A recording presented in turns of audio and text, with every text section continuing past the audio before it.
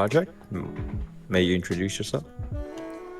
Hello, hello. I'm Project Karma. I've been a streamer here for, I don't know, probably with this account for the past couple of, what is it, months? Th- Kind Uh, of. uh, for this account or for both accounts? For this account, been a couple of months. Yeah. I play variety of games. We just finished Wukong Nice. Yeah. last night, and yeah, we're doing good. We're doing good. Yeah. Nice. There you go. Yeah. And how So, long you been streaming for now? Yeah, a couple of months now. Yeah, almost like let's say a full year. Yeah. Okay. Well, there's a caveat to that. Okay. So my previous account, which I got no problem saying, was Ellis Freerider, hmm and that account I was streaming off that for 8 years. Okay. And then recently, I wanted to end up doing I wanted a brand new outlook. I did not want to be an affiliate anymore because I wanted my viewers to actually be able to come in and not have ads all the freaking time. And that money, I really don't need the money. So I was like, why don't I give them a good time while I'm able to do whatever I want to do?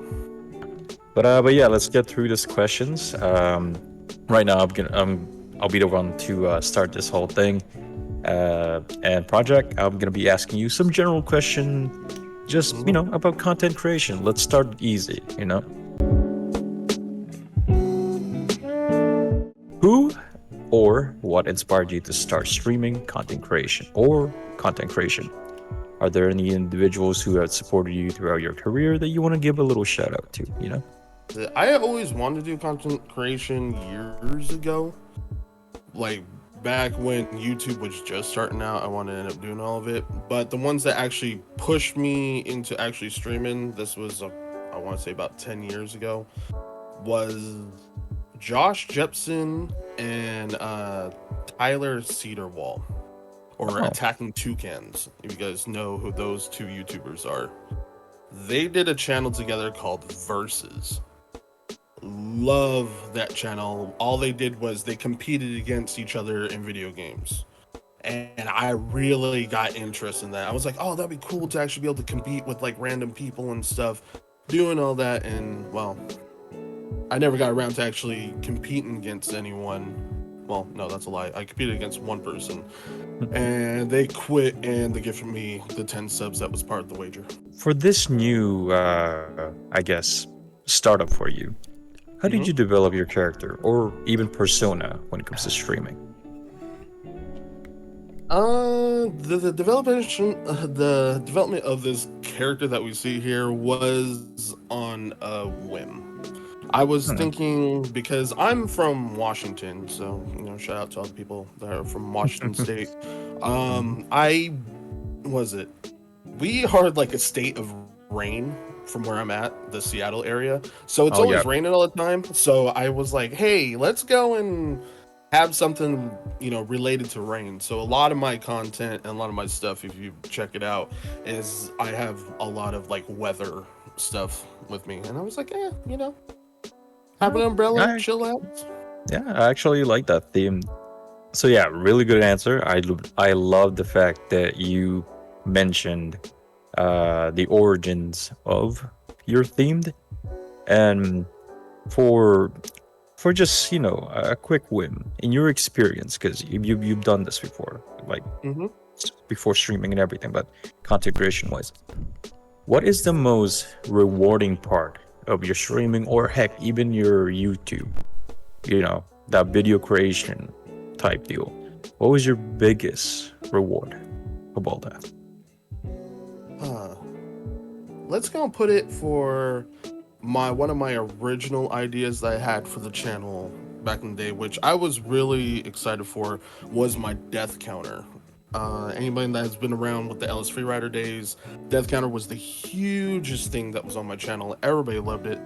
Everybody was trying to figure out what the heck was going on with that thing, because you can come in like 6 months down the road and be like, why does this guy have like 2,000 deaths and he's playing like Call of Duty or he's playing Halo? Like, what's going on? Is this PvP stuff? And no, the premise of it was the death counter was set up for the entire year of deaths that I did in video games. Oh, It was difficult. It was difficult completely setting that up and getting that situated. But yeah. I thought to myself is like, what's the risk? What would be the point of the death counter? And the risk was this: every 500 deaths that I put on stream, I would have gave away a game. So every time I died 500 times, I gave away a Steam game to somebody, which was just, it was randomly somewhere between 20 and $60. And then Okay. once the few years come in, I started getting subs. So every 500 deaths, I give 10 gift subs to the channel. I think Oh. one year, I think one of my biggest years, I died 6,000 times that year. Oh, Oh, oh my. and that was an accomplishment because I also had redeems because I'm a big fan of retro gaming. So, Oh yeah, no, I love that. yeah, so I had redeems on there, which was only like 15, 20,000 channel points, but no one ever like paid attention to it for some odd reason. But you were able to select whatever retro game that you wanted me to play. And man, I had some people come in and which one was it? Have you guys heard the game called Prinny? Bernie, not that I I know think of, I no. might know. I think I might know it by the how it looks. I'm not Well, really good with titles. okay, well, Prinny is basically like a little penguin that's in hell, and you're just trying to survive hell. It's an old I just PSP searched game, it up. and Oh, the game's hard. They start you out with 1,000 lives in that game. And I was able to beat it. I had like 200 somewhat lives left, but I beat it. So that was one of my biggest. No, that was one of my biggest accomplishments that I ended up doing on there. oh. Well, there you go. See, there's those moments in our career. Let's just say that you know we beat something that we really do feel proud of. Within your recent streams, maybe like the past week and so, can you recall any moment that made you like actually laugh, like burst out, or even put you to an odd? Last night, Oh, legitimately last night when I was finishing up Wukong, I was doing Oh, one of I the know secret boss exactly what it is. fights. yeah. And that secret boss fight, it was the first time I was actually super excited with all the fights in that game. They crafted it so beautifully, and the enemy was so on point. What was it? I think I died like, I don't know, maybe like 7, 8 times to it. But either way, beautiful. And then after that, I was kind of disappointed with the actual final boss of the game because I first tried him, and that was it. Oh. In the longest time you've done content creation, you streamed. How do you usually handle creative blockage, or even burnout for that matter? And even if, you had those moments, have you ever been stumped on one of your creative visions? Like a video idea or even a live stream for that matter. Creative ideas, not so much. Luckily enough, burnout, yes. Uh, burnout, that I don't. Jeez, the easiest way I can end up saying it is my burnout usually comes out of when I have to deal with more personal stuff that's happened in my life, not even because of streaming itself. It's just I need to step back from streaming to take care of personal life and make sure that that's all in order so I can actually go back into streaming. Oh yeah, no, that one is very understandable. There's a lot of hidden things that we don't necessarily showcase within the community or, within our streaming uh, persona. So, you know, those types of burnout very understandable on our part, on our end. So, so yeah. But in light of that, what do keep you from being, what motivates you to streaming? Heck, any particular tips for anyone who is demotivated with their creative side decisions and plans? Okay, let's start from the creative side. Now, for Yeah. creation, I don't really have too many problems with it. But the reason I don't have too many problems with it is like I'm always thinking of a new idea, kind of like how Shiba was thinking of this whole idea that he wanted him doing.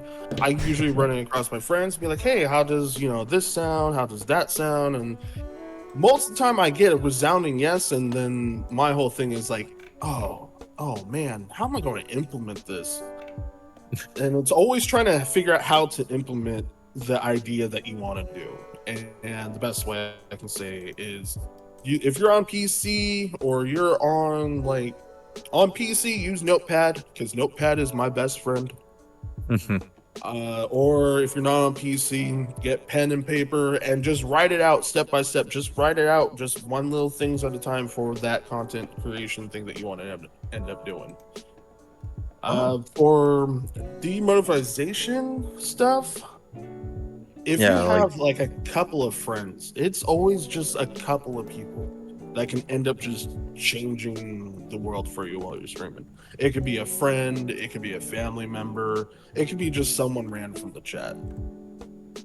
Completely just them just coming by and saying hi once while you're streaming, or that they're lurking, or I hope you have a good day. Man, that can change the world for somebody.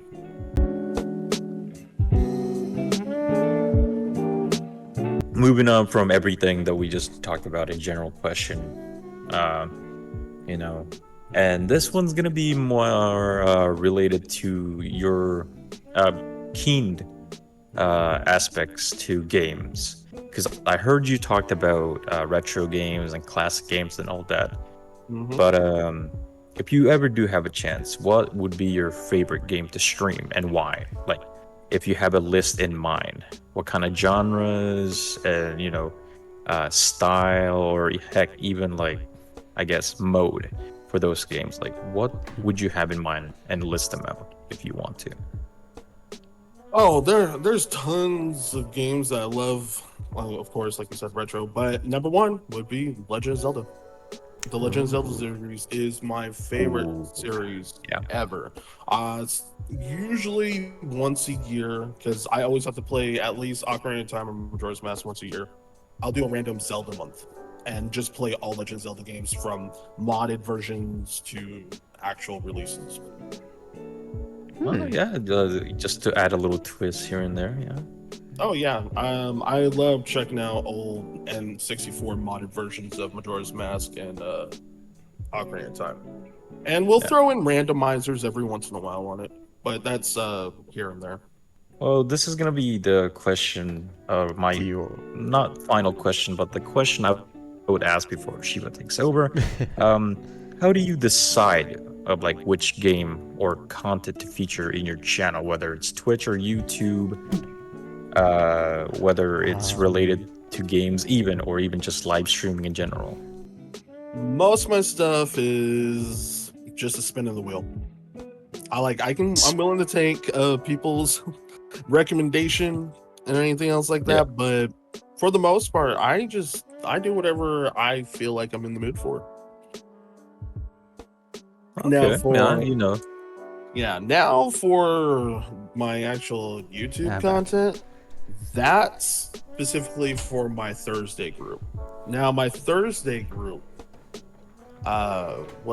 it's my buddy Matt and my buddy Dell. The three of us have been playing games together for over 25 years. So we have a ritual that we play every Thursday for a couple hours, and we've been doing that for years. And with that, that's the content that we do together on there. So we play like co-op horror games, like we did Enter the Backrooms or Escape the Backrooms, whatever the Backrooms. There's a whole bunch of Backrooms games, whatever one that we did. Too many to count at this point. Yes. Yes, and currently right now we are running through Elden Ring, the Erdtree DLC right now, and we're getting wrecked. Oh no. We're getting severely wrecked and lost. No, I understand that one for Elden Ring. The doggo. That's the game that I haven't really finished yet, even though I bought it. with such a passion when it came out. Oh, But yeah, I guess I'll still continue while Shiba is dealing with his lovely dog. Um, Speaking of games, going back to the topic of just games in general, yeah. um, are there any like upcoming games or even trends, kinda, that you are really particularly excited about? One that I'm actually excited about that came out a few days ago is Fears to Fathom episode 5 was released. Oh yes, I heard of that. And I really want to play that. But I have to go and play through the rest of them. Yeah, I, to get to the new episode. yes, definitely. So I want to just end up taking a day and just playing through all of them. But I'm gonna try and throw in another curveball. Right. Okay. Oh. What is the most challenging aspect of streaming or content creation? Oh, super easy. This was a super easy one. This is no curveball to this at all. Keeping a schedule. Oh, that, Keeping that a makes schedule. sense. that is easy. Oh my god. You'd be like, yeah, I'll stream Monday through Friday, and be like, oh, it's Saturday. I forgot to stream Monday through Friday because I had other things happen. Or yeah, there'll be an upload this Thursday, and be like, oh, the upload didn't show up 2 months later because I forgot about the upload. Though scheduling, and then that's the biggest Yeah. thing that I have been working on, and that was the biggest thing I want to end up doing with this new channel is to get scheduling a lot better, which has been done, thankfully. But yeah. That is one of the biggest downside when I did my whole CS:GO stream quite a lot, because that's mostly what my channel was known for. I was an addicted CS:GO gamer, let's just say that. And but yeah, my scheduling was terrible. One, because I was in high school. Two, I had two jobs when I was in high school, and three, I suck at editing, so I hired a bunch of people, aka two friends and one amazing editor. She's still with me to this day, which I'm Yeah. very lucky about. What are some games you consider featuring in your channel, but aren't sure if your community or your audience would ever enjoy? Whatever my buddy Bash wants me to play. That's the best I can say. Me and him been knowing each other for, what is it? I want to say about 7 years now. And he has me playing some trash games just to torture me because I bruised him with a cookie when I was teaching him how to cook. Wait, huh? You bruised him with a cookie, teaching him how to cook. I've never heard that. Yeah, I'm an ex-chef. I used to cook all the time. Hey, let's go. I'm currently being a chef right now too. Nice. But yeah, Bash was one of the guys I was teaching on how to cook.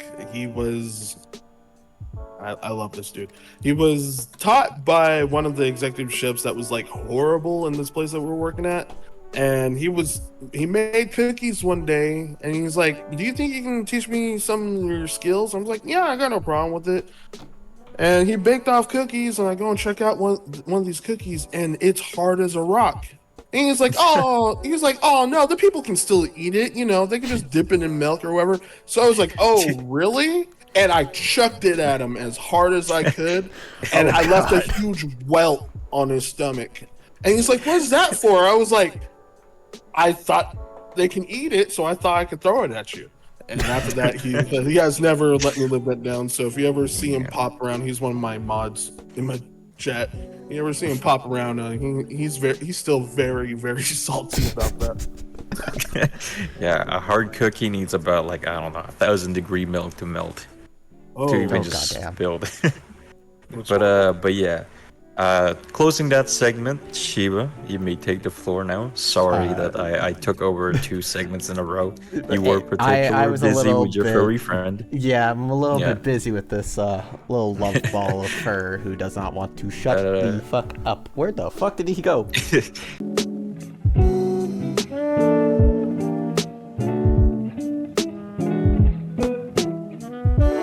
So, first one here is, how do you engage with your audience during stream? Like, is there anything specific you do? Yeah, I respond to him. And I should probably say any like unique way of responding to them, but you know what? Base answer. based answer. No, I respond. I basically what it is. I respond to him. I will have snarky back and forths, but I'm usually an a-hole. So We love those. We love those. Yeah, we always love being a-holes to their chat. Who doesn't? I definitely know how that feels. 100%. Definitely like it's the opposite for me. Definitely not. Yeah, I was gonna say for you it's the reverse. God, You're the nice we one. don't need to out me like this, Yeah. damn. Yeah, It's not about me. This is not about me. We're talking about project here, alright? It's just... Well, out of your community and like the interactions you've had with them, have you ever had any particular memorable interaction with a fan?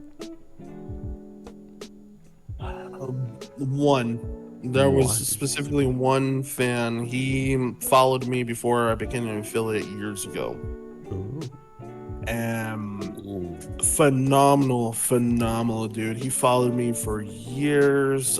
Even when I went on hiatus and came back and everything, he still popped in. Phenomenal dude. And the crazy part is when I went on hiatus for I think it was a year because I had things I had to take care of. And I came back to streaming. It was like, I want to say 2 weeks in, and he popped back in and he was like, dude, can I talk with you in VC? And I was like, you know what? Sure. Why not? And we ended up talking together. Man, this guy, when he was watching me, the dude was still in middle school at the time. And back then I was mostly a family friendly streamer at the time. Yeah.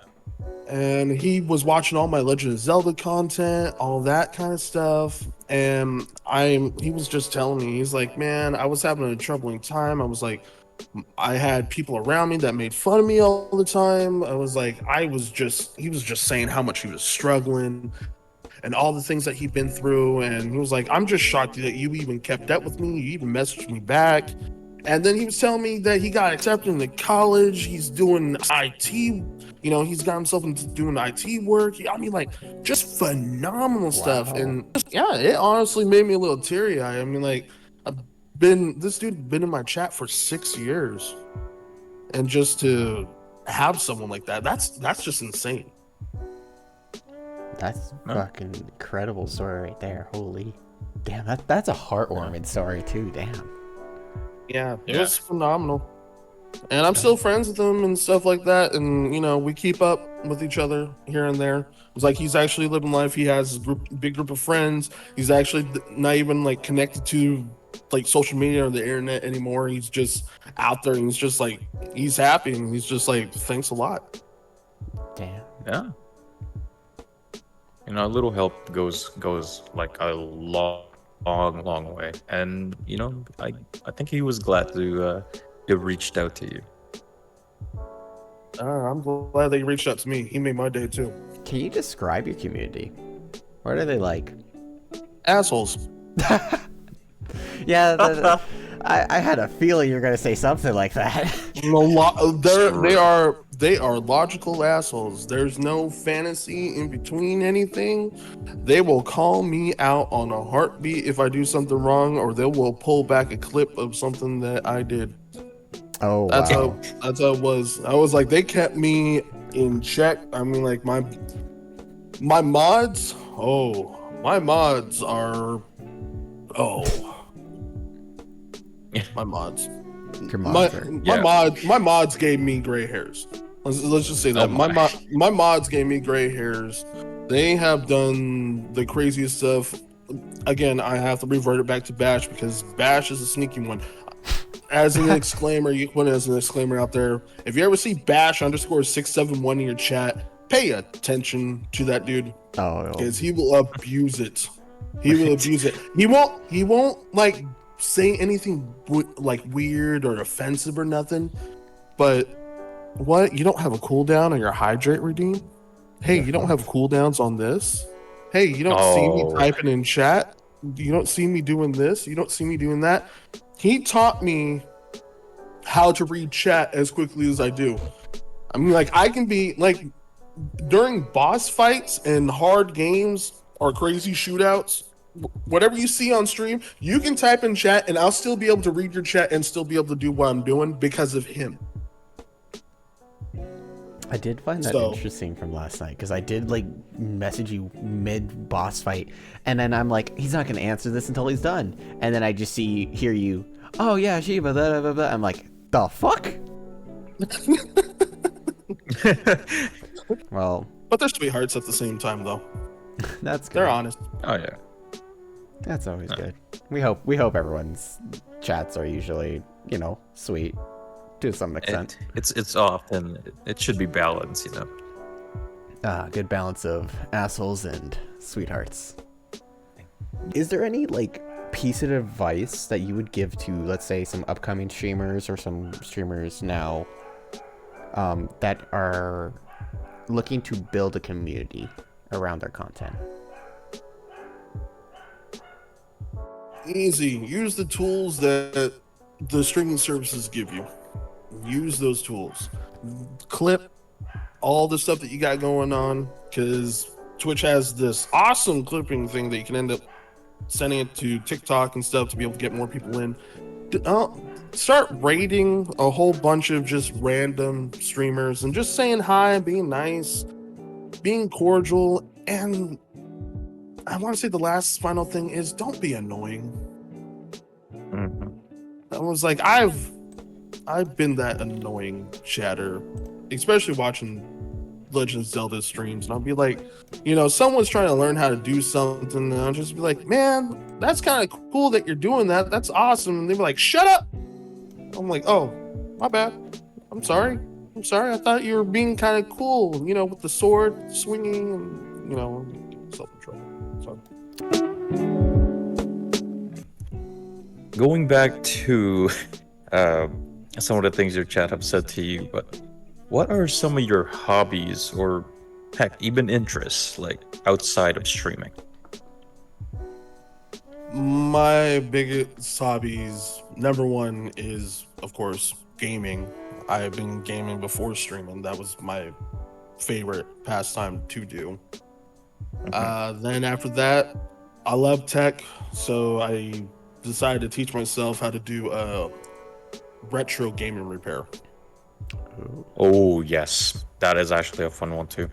I went and redid a couple of Game Gears because I really wanted to play those, upgraded the screens and stuff on those.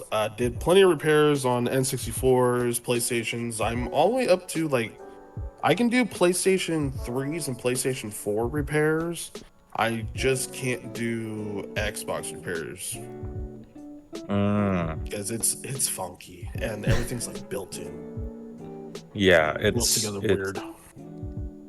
For me, I did some 360s beforehand, but that was a Frankenstein build where I have to skeletonize the whole console to make a monster one. But yeah, it worked. I still have it. I haven't fired it up in a long time. No Ring of Deaths, thank God. But good. yeah, I mean, yeah, I try to build it as best as I can, and I think I did it. But not unless I power the thing back on, like a Frankenstein monster type thing. Mm-hmm. Yeah, especially during the years that we're forbidden to go outside. That's when I really started diving into doing all the retro repairs.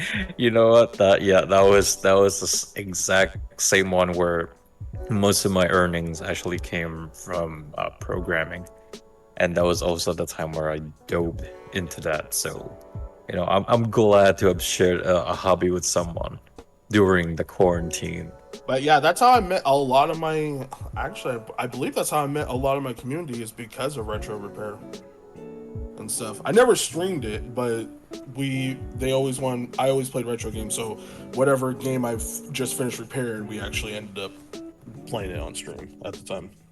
How do you balance your personal life with your streaming schedule?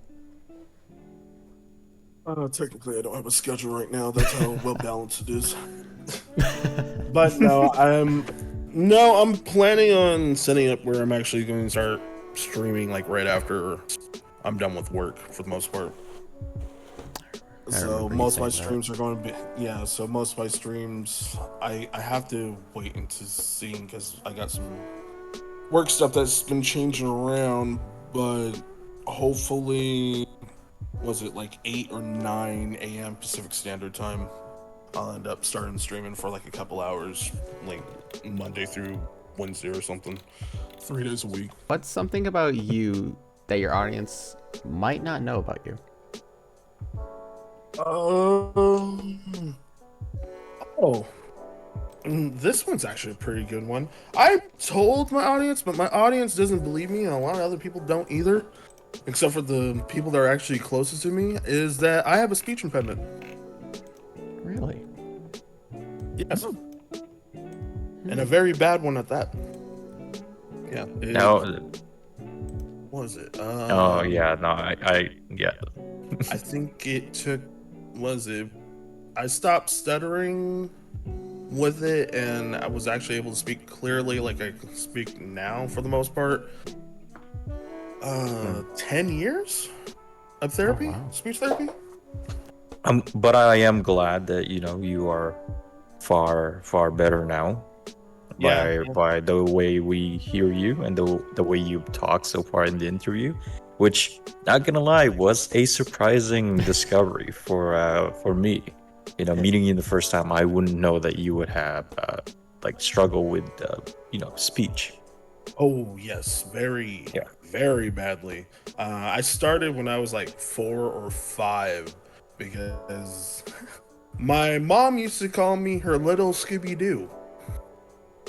Oh. That's how slurred my speech was. I sound like Scooby Doo. Going from the challenging moments in your life to something I guess themed again. If you can ever do a collaboration with someone, whether it's a VTuber, PNG tuber, or even just a streamer, who would you like it to be, and give a little reason why so. I've never really thought about that.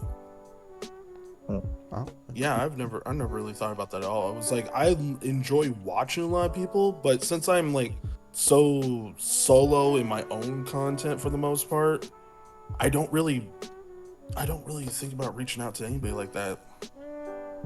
To be honest with you, but I don't know. Let's see if we end up having to think of somebody. At the time, I want to say probably at the time when I was really into everything, I probably want to say Mango. Okay. Mango, yeah. I definitely would like to collaborate with him one day. Because I think it would just be fun. Because dude's crazy. Me and him are about the same age. That dude has won so many Super Smash Brothers tournaments that it is ridiculous. I think it would just be an awesome time. I don't know if you guys seen the clip of him stealing an entire statue from out of Lugwood's house and brought it home with him. That was hilarious. The way that, yeah, I've seen the clip for that one. I've seen that. Yeah. He's hilarious.